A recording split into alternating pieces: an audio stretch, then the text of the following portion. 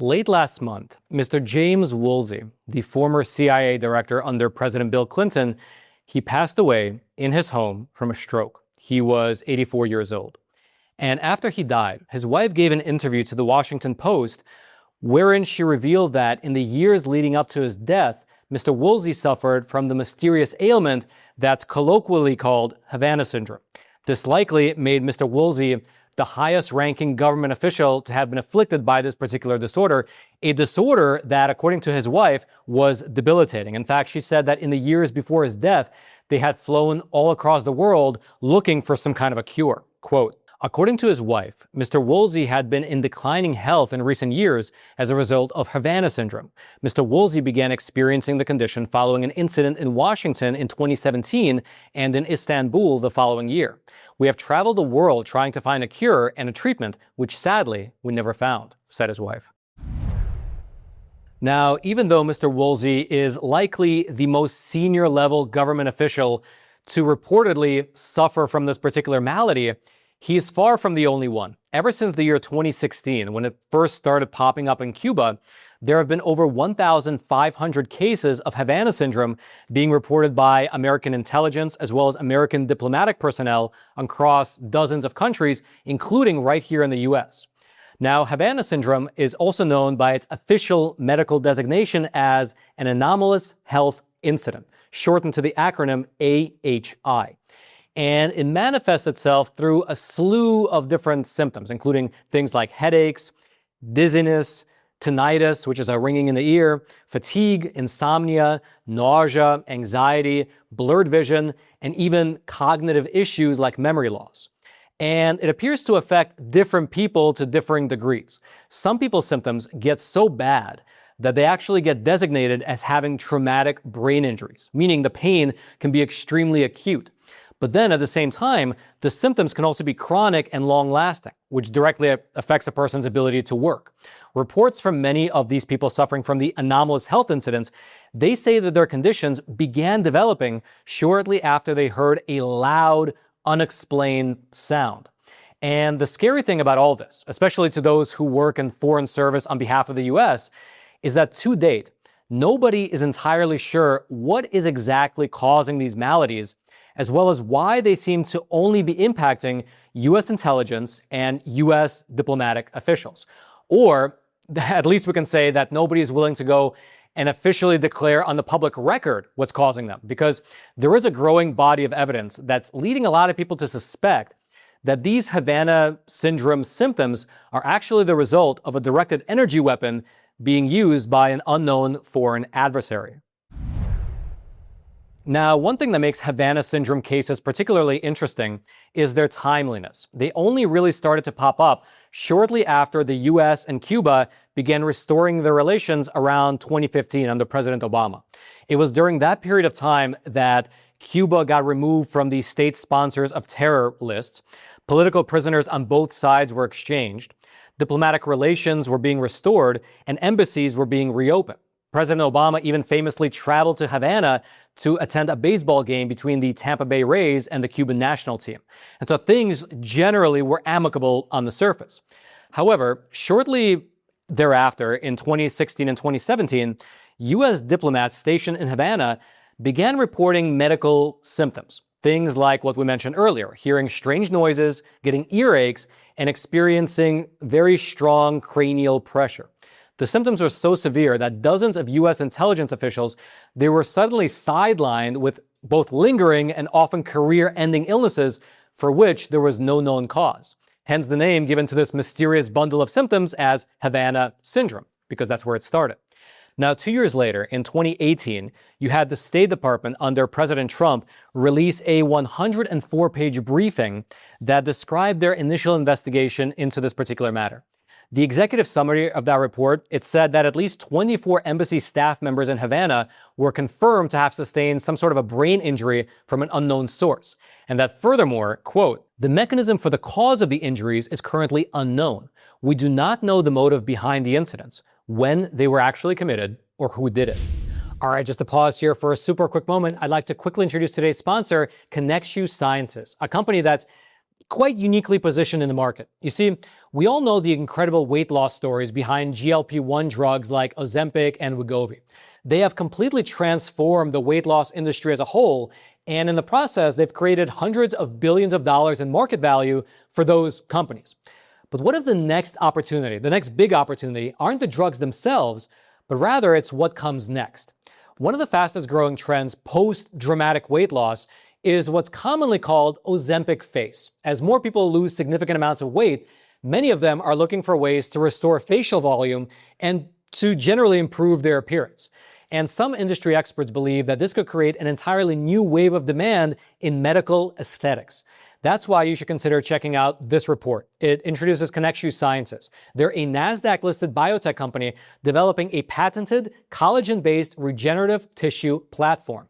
Unlike traditional fillers that are primarily designed just to add some volume, the technology that Connexu is developing will help the body itself regenerate its tissue over time. According to the company, they're targeting multiple healthcare markets at once, including medical aesthetics, advanced wound care, dental applications, veterinary medicine, as well as even 3D bioprinting. And so, if you are someone who likes to discover emerging companies before they take off and become widely known, check out the report. It explains the technology, the market opportunity, as well as why some believe that the rise of these GLP-1 medications could create major downstream opportunity in the field of regenerative aesthetics. You can read the full report by clicking in the link in the description box below. Connexu Sciences, thank you so much for sponsoring the episode. And now, back to the video. Now, later in the same year that this report was published, which was 2018, you had Dr. James Giordano give a speech before an audience consisting of both military cadets as well as military faculty members.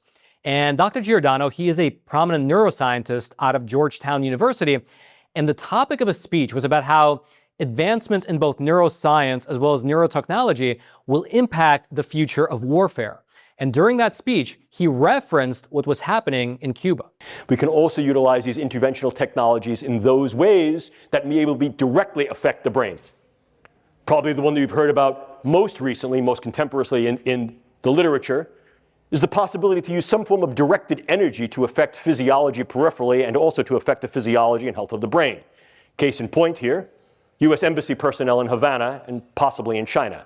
Later in that very same presentation, Dr. Giordano highlighted something called the ripple effect, which basically describes how one act of disruption can have cascading negative effects. I need you to think just for a moment, if you could, why would it be of any value at all to affect, disrupt, and disable individuals who are U.S. Embassy personnel in Havana?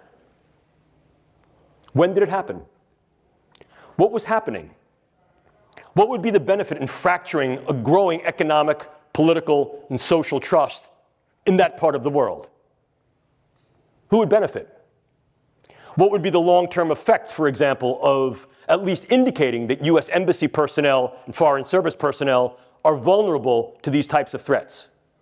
Could you, in fact, pair the threat with some type of conditioned stimulus? So now what you're able to do is to evoke a response in the worried well. Essentially, if I can summarize, he was saying that these incidents, they did way more damage to the U.S. than simply knocking out of commission a few dozen spies off of the playing field. Because Havana Syndrome basically became something of a scare tactic toward anyone who does work for the U.S. government or was thinking about going into doing work for the U.S. government. Because if even highly trained operatives for the CIA could be targeted so easily by something that's at least publicly unknown, then theoretically anyone could be targeted. Also, the mysterious nature of the attacks only added more fuel to the public fear, at least initially. The whole thing actually died down for a while. Havana Syndrome basically went away from the public spotlight for a few years before reigniting again in the year 2021 when a slew of additional cases began to get reported by U.S. operatives. This time, however, it wasn't just in Cuba. These reports seemed to span the entire globe. In May of 2021, there was a Fox News report about over 100 of these anomalous health incidents, And they pointed the finger, in these cases, to Russia. U.S. officials say there are now 130 suspected victims, mostly CIA operatives and U.S. diplomats being treated for brain injuries, debilitating headaches and vertigo, the targets they believe of a directed energy microwave weapon. There's a mysterious direct energy weapon that is being used, and it is causing, in some cases, permanent traumatic brain injury. The Russians have been working on mobile microwave weapons for years. We have to get more information, and we got to tell the public what's going on. The U.S. Air Force and tech firm Epirus have developed a mobile high-energy microwave weapon to bring down drones. Epirus is also working on a miniature variant of the weapon that can be easily transported on a pickup truck. This is the type of technology that might be targeting American diplomats. And usually with things like this, when it rains, it pours. And along that line, earlier that very same month as that report about Russia, you had reports of anomalous health incidents affecting U.S. diplomats over in Vietnam. And that incident was made a lot more public because it actually delayed a flight for then Vice President Kamala Harris out of the country. 2 months later, in July of 2021, you had roughly 24 U.S. intelligence officers, as well as U.S. diplomats, as well as other government officials, actually, this time in Vienna, a European Western country, also experienced the symptoms of Havana Syndrome. Then the next month, in August of 2021, you had 2 U.S. officials in Germany who also had to seek out medical treatment. They were suffering from symptoms very similar to Havana Syndrome, including things like earaches and fatigue. Now that, of course, could have been a coincidence, but it also could have been part of a growing pattern. Now, for their part, the U.S. intelligence community was very short on answers, starting in 2016 all the way up through 2023. They offered very little in terms of what these symptoms could be, what could be causing them, as well as the big question in the room, whether it was some likely communist country behind it all. That was until March of 2023 when they broke their silence. In that month, the National Intelligence Council released a 4-page unclassified update assessment, you can see it up on your screen, regarding anomalous health incidents. And the conclusion of that particular report was that anomalous health incidents are very unlikely being caused by a foreign adversary. And for your general reference, within the context of this type of a report, a very unlikely judgment equates to around a 20% chance. Otherwise, you can say it's highly improbable. The report then went on to say that a review of the existing literature on foreign weapons and foreign research programs led them to believe that there is no credible evidence that a foreign adversary has a weapon that could cause these anomalous health incidents. However, in the very last paragraph of that report, it also mentions that 2 agencies within the U.S. intelligence community, it doesn't say which 2 agencies, but 2 of them, they were not confident in that assessment. And the reason they weren't confident is because the U.S. has laboratories that have proven that radio frequency energy weapons could, in fact, be a plausible cause for these anomalous health incident symptoms. Meaning, if we can do it, it's not so far-fetched to assume that others can as well. But it's worth mentioning that within the broader intelligence community, that view was in the minority. The majority of the intelligence community that were cited in this report said that Havana Syndrome was likely not a result of some sort of a directed energy weapon. Instead, they attributed the symptoms to other factors, such as, quote, pre-existing conditions, conventional illnesses, and environmental factors. Now, the publication of this report, which was a long time coming, was not met with glowing reviews. In fact, the findings published in this 2023 U.S. intelligence community assessment, it caused 2 things. Firstly, there was a shift in how the Department of Defense provided care for the people suffering from Havana Syndrome. And then secondly, there became a lack of trust between the people who were suffering from the illness and the CIA as a whole, who was downplaying what it actually was. A year later, in December of 2024, you had the U.S. Senate Select Committee on Intelligence release another report, and that report was a review of the CIA's efforts to provide medical care for those individuals suffering from the AHIs, the anomalous health incidents. However, that Senate committee report, it also attempted to downplay the theories that were circulating that these particular events constituted an attack by an enemy force. Quote, Although initial reports led many inside and outside the US government to believe that foreign adversaries were attacking USG personnel with an acoustic or directed energy device that caused traumatic brain injury-like symptoms, subsequent intelligence analysis has cast doubt on that hypothesis. Yet much remains known about AHIs. Then, besides talking about the unknown cause, the report goes on to describe how the CIA largely mishandled its treatment for the CIA members who fell ill to Havana Syndrome, and how that mishandling of the treatment caused significant trust issues between CIA employees and the organization as a whole. And I mean, listen, if you can't even trust your local spy agency, who can you trust at this point? Here's what the report said in its summary. Quote, "In sum, the absence of a clear case definition for AHIs, uncertainty surrounding the origin of AHIs, and the CIA's evolving organizational position have greatly complicated the CIA's ability to consistently and transparently facilitate medical care, provide compensation and other benefits, and communicate clearly about AHIs to the workforce." In the very same month, you had the U.S. House Permanent Select Committee on Intelligence release a separate report.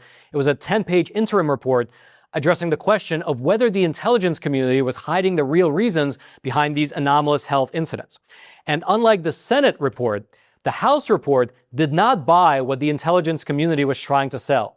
In fact, the House report, they basically wasted no time criticizing the release of the initial intelligence assessment, writing that, quote, "The subcommittee has uncovered evidence that the ICA, which is the intelligence community assessment, lacked analytic integrity and was highly irregular in its formation. It appears increasingly likely that the chairman is convinced that a foreign adversary is behind some AHIs.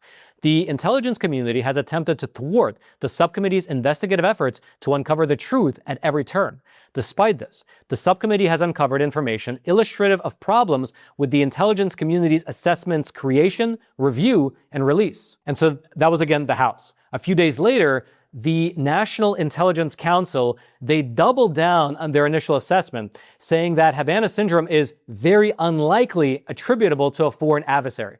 Now, at this point, there might be a lot of things flying around, so in case you're having a hard time keeping track of all these different reports, here's the gist of what happened. A bunch of people started to get sick starting in the year 2016 and then again in 2021. Then, in 2023, the intelligence community came out and they put out a report saying that it's very unlikely that Havana Syndrome is being caused by a foreign actor. It's probably a bunch of environmental factors and people's own illnesses, and it's probably just some kind of a coincidence being reported and dots being connected when they shouldn't be. A year later, in 2024, the U.S. House Committee came out with a different report saying that no, the intelligence community might be hiding something and that Havana Syndrome is likely being caused by a foreign actor, at least in some of the cases. To that, the intelligence community came out, they doubled down and said, no, that is still highly unlikely. However, here's the twist. With that latest statement from the intelligence community, the National Intelligence Council did acknowledge a change from that previous report of theirs.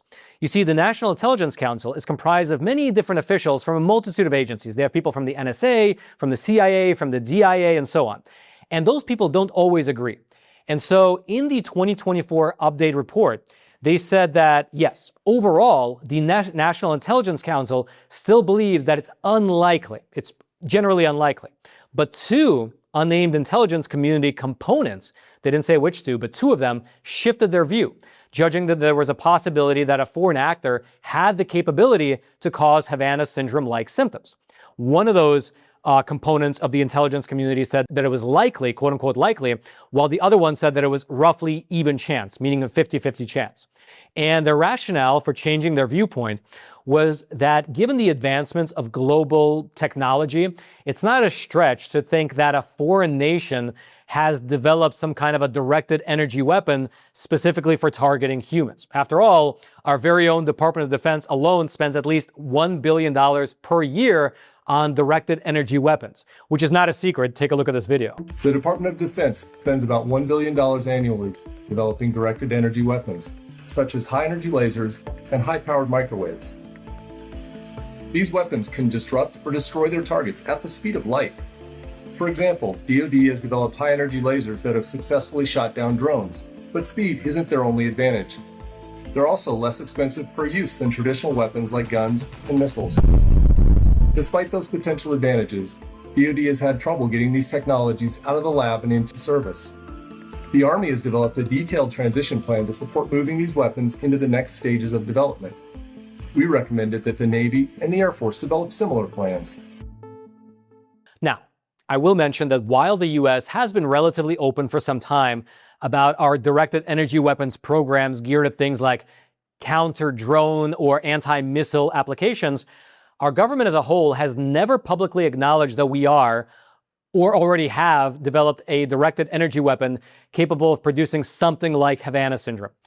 But the fact that we didn't acknowledge it does not mean that we don't have it. In fact, in March of this year, 60 Minutes ran a segment on Havana Syndrome that was very critical of the way that the U.S. government was handling the issue. And included in that segment of theirs was an interview with one former CIA officer who left the team that was designated to investigate Havana Syndrome when it became apparent to him that the intent was actually to cover things up. And then there was this. 3 independent sources from different agencies tell us that undercover Homeland Security agents purchased a miniaturized microwave weapon from a complex Russian criminal network. It's classified, we didn't see it, but it has been described to us. We are told it doesn't look anything like a gun. It's designed to be concealed and small enough to be carried by a person. It is silent and doesn't create heat like a microwave oven. Our sources say the device is programmable for different scenarios and can be operated by remote control. The range of the beam is several hundred feet. It can penetrate windows and drywall. The vital components were made in Russia. Our sources say the key is not the hardware, but the software. The programming shapes a unique electromagnetic wave that rises and falls abruptly and pulses rapidly. CBS then ran a follow-up story saying that the undercover agents purchased the weapon for $15 million and then began testing it on rats and sheep at a U.S. military lab for more than a year. And then CNN also independently published a similar report as well. However, of course, those reports relied heavily on anonymous sources, so you can take them with a huge grain of salt. However, besides those reports, what's undeniable about the issue is that the shift in momentum culminated in Ms. Tulsi Gabbard. You see, earlier this year, right before she abruptly left her post, the then Director of National Intelligence, Ms. Tulsi Gabbard, she rescinded the 2 intelligence community assessments which claimed that it was unlikely that Havana Syndrome was caused by a directed energy weapon. She basically rescinded them, taking them back, and in explaining her rationale for why she pulled the reports, she released an unclassified memo and sent it out to the entire intelligence community. And in that memo, she wrote that she was pulling the assessments, quote, due to the intelligence community assessments failing to meet the established intelligence community analytic standards. And then in terms of why, she wrote that the pair of assessments selectively excluded relevant intelligence, they suppressed alternative analyses, they relied on ethically flawed medical studies, as well as, quote, limited intelligence collection to maintain an analytic line which relied on absence of evidence. However, even though the memo rescinded those 2 reports, what the memo did not do was order the intelligence community to take a fresh look at Havana Syndrome. It only basically said that the previous assessments of it were flawed, and that's it. And thus far, neither the acting Director of National Intelligence, the man who took over after Tulsi left, nor Trump's pick, who's still awaiting Senate confirmation, neither of them have made any statements on whether they intend to investigate Havana Syndrome further. They might, but at the moment, it's a dead end. However, while the investigation into alleged Havana Syndrome attacks against the U.S. appear to be stalled, going nowhere, maybe hit a dead end, recent events have many people speculating if the U.S. itself used a directed energy weapon against Venezuela when we arrested Nicolas Maduro just earlier this year. You see, about a week after that raid on Maduro's compound by U.S. Special Forces, you had the White House press secretary retweet a post from an account that basically translated an interview with a Venezuelan security guard who was on the receiving end of U.S. Special Forces. And included in that article, which was translated from Spanish to English, was a small snippet about a type of weapon that the U.S. used, which really sounds like a lot like a directed energy weapon. Quote, At one point, they launched something. I don't know how to describe it. It was like a very intense sound wave. Suddenly, I felt like my head was exploding from the inside. We all started bleeding from the nose. Some were vomiting blood. We fell to the ground, unable to move. We couldn't even stand up after that sonic weapon or whatever it was. Now, I will mention that many people are skeptical of this account, including myself, because for one, there are other parts of it where it really sounds almost like pro-American propaganda, where the guy just straight up goes, anyone who's thinking of fighting with America should think twice, nobody can defeat America, or something to that effect. And also, there's never been a follow-up regarding any of the people in Maduro's camp who were suffering from the effects of this sonic energy weapon. There's never been like a follow-up reporting regarding these people. Also, it's completely unconfirmed. Despite the White House press secretary sharing out this article, the Pentagon has never confirmed the use of directed energy weapons to incapacitate Maduro's guards. However, the closest we have to an admission is from President Trump himself, who, when speaking to reporters, mentioned a secret weapon that was used to disable enemy electrical sensing equipment. And here's what he said. You talked about the weapon, the discombobulator. What is that? Discombobulator. Well, I'm not allowed to talk about it. The discombobulator. And so that is, thus far, all we, as the public, really know about Havana Syndrome, its effects, and its causes. If you'd like to read more, I will throw my research links. You'll be able to find them down in the description box below, which is that same description box right below those like and subscribe buttons, both of which I hope you smash so this video reaches ever more people. And then lastly, two things. One, leave your comment regarding what you think about this topic. Do you think I missed something that was relevant and completely overlooked and maybe changed the dynamic of the whole story? Please leave it in the comment section below. I will mention that, like, even if the wife of the former CIA director was saying that it was a mystery to them and they were flying all across the world trying to find a cure, and he was the former director of the CIA who had, obviously that kind of a vantage point, it does seem to me like the U.S. government really has no idea what it is. Because if even the CIA director who was afflicted by it didn't know what to do with it. I mean, maybe he knew what caused it, he just didn't know how to fix it. But it seems to me like, reading between the lines, maybe they really don't know what was happening. But maybe I'm being naive. Please leave your comments in the comment section below. I'll be reading them tonight, as well as after the video publishes into the week. And then secondly, on a totally unrelated topic, if you're already this far in the video, I'm sure you're a diehard fan, so this is for you. Over on Epic TV, we published a phenomenal documentary called Final Hours. And in it, we asked the big question, which is, what happens to us after we die?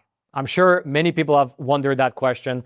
But in that documentary, we approach the question from a very unique vantage point. We sit down and interview people who have died before. Either they were clinically dead, meaning brain dead, no breath, no pulse, nothing. They were clinically dead. Or alternatively, they were brain dead, meaning they had no brain activity. But either way, they came back to life and they remembered everything that they saw on the other side. The colors, the heavenly realms they visited, the heavenly beings they were able to interact with, being able to see their lives from outside the confines of time and space, being able to see their own lives from the vantage point through the eyes of other people, the people they heard and the people who loved them. And what was fascinating about those interviews is that different people from all different walks of life, people who have never met each other, never communicated with each other before sitting down for interviews, they told very similar stories, which kind of begins to paint a tapestry and of what is actually happening to us after we die. And it's a growing body of research, which I guess you can call either post-death experiences or near-death experiences. NDEs, I think, is the most common term for it. And it's a fascinating research, scientific research domain, because it really is something that can be studied, but the way you study it sort of has to be subjective, which is to interview the people who already died, because anyone who did die can't talk about it, but there's a few people who died and came back, and they are able to tell these phenomenal stories. And yeah, I would highly recommend it, because the people who've watched that documentary, they left comments to us saying it changed the way that they viewed life. They view life differently because of that documentary. So that's all to say, I would highly recommend it. If you want to watch Final Hours, the link to it will be right there at the top of the description box below. Just click on that link. It'll take you to the page where you can watch it right away. I would highly recommend it. Technically, I was dead, but I felt that this was more real than real, and I felt more alive than life itself. Thousands have glimpsed something vast and loving waiting on the other side. I was surrounded by beings. Some of them I recognize from this life. It's more just like a light, the light of God, I was so happy. I just felt like more and more of the pain of this world was just floating away.